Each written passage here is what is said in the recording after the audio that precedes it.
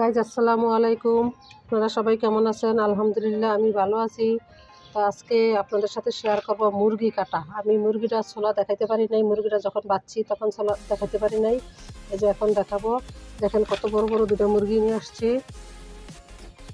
অনেক বড় বড় দুটো মুরগি নিয়ে আসছি, একই সাইজ এবং একই ওজন।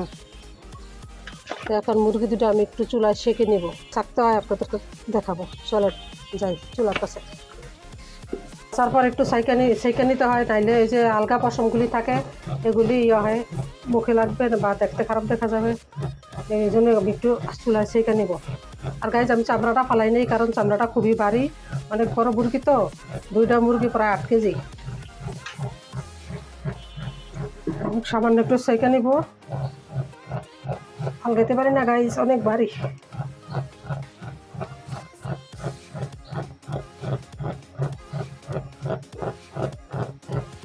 শেখা হয়ে গেছে।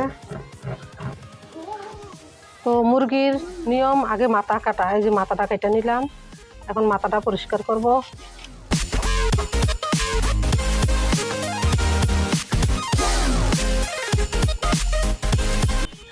মাথাটা কেটে নিলাম, এখন আমি মুরগি কাটবো।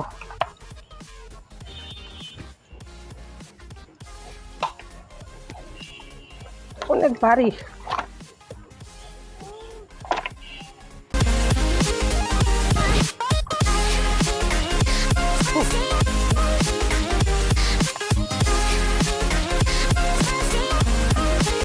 দেখেন গাইজ, একটা হাতাই একটা রানের মতো। আমি একটু ছোট ছোট করে নিব। ফার্মের মুরগি তো ছোট না করলে ভালো লাগবে না, মশলা ঢুকবে না। দেখতে থাকেন আমি কিভাবে কাটি। চামড়াটা সাথে রাখবো, চামড়াটা সাথে রাখলে মাংসটা খেতে টেস্ট লাগে।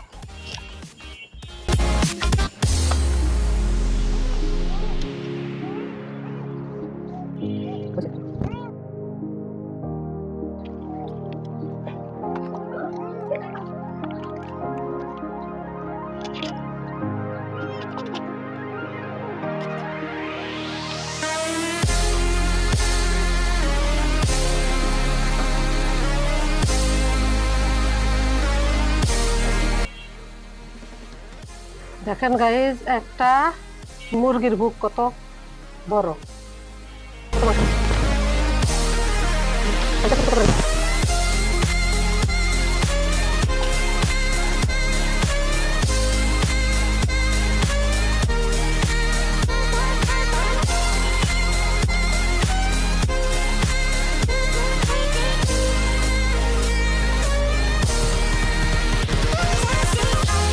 একদম গরুর মতো পিস।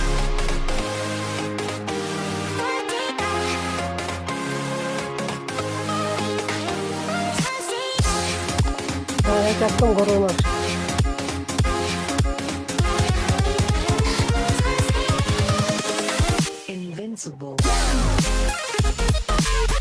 রান এক একটা খাসির রানের মতো। গাইজ, এক একটা মুরগির রান যেন এক একটা খাসির রান। আমি এত বড় রাখবো না, কাইটা ছোট করো।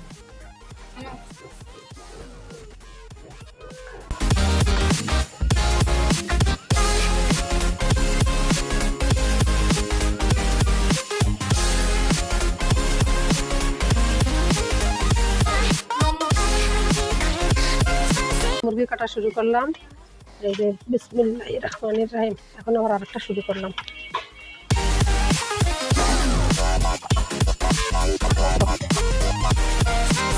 আমার মাথাটা কাটা শেষ হয়েছে, এখন আমি মুরগি কাটবো। ওইটা কাটছি এক সিস্টেমে, এটা কাটবো আরেক সিস্টেমে।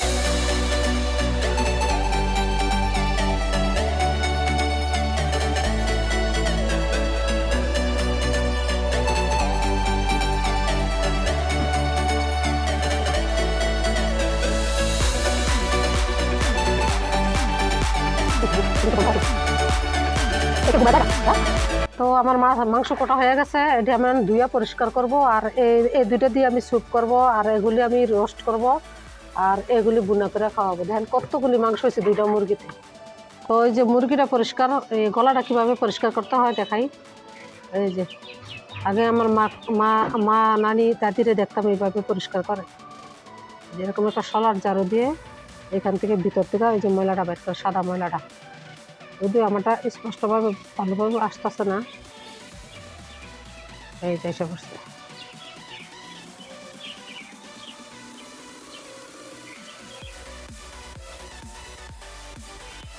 এই যে এসে পড়ছে, এই যে আমি সবগুলি এভাবে পরিষ্কার করে নিব।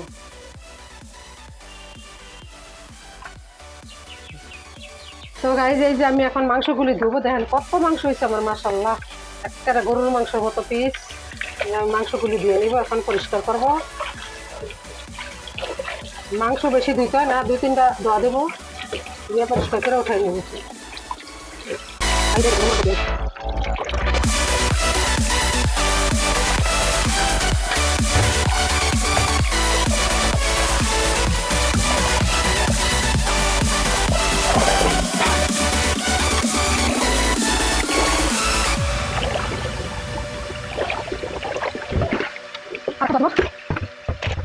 আমার মাংস ধোয়া শেষ, পুরোপুরি কমপ্লিট। এখন আমি প্যাকেট করে রাখবো, আর যে কটা রান্না করবো, যতটুকু রান্না করবো ততটুকু রাখবো। তবে আজকে রান্না করবো না, কালকে রান্না করব। আর গাইজ ইমরান আব্বু শক্ত মাংস খাইতে পারে না, পাকিস্তানি বা দেশি মুরগি খেতে পারে না, এই ব্রয়লারটা খেতে পারে। এই জন্য আমি এই সাদা মুরগিটা আনলাম। সাদা মুরগিটা এনে এখন প্যাকেটটা ফ্রিজে রাখবো, আর আস্তে আস্তে রান্না করবো, আর আপনাদের সাথে শেয়ার করব। তো আমার এই ভিডিওটা যদি ভালো লাগে তো লাইক, কমেন্ট, শেয়ার করে আমার পাশে থাকবেন। আল্লাহ হাফেজ।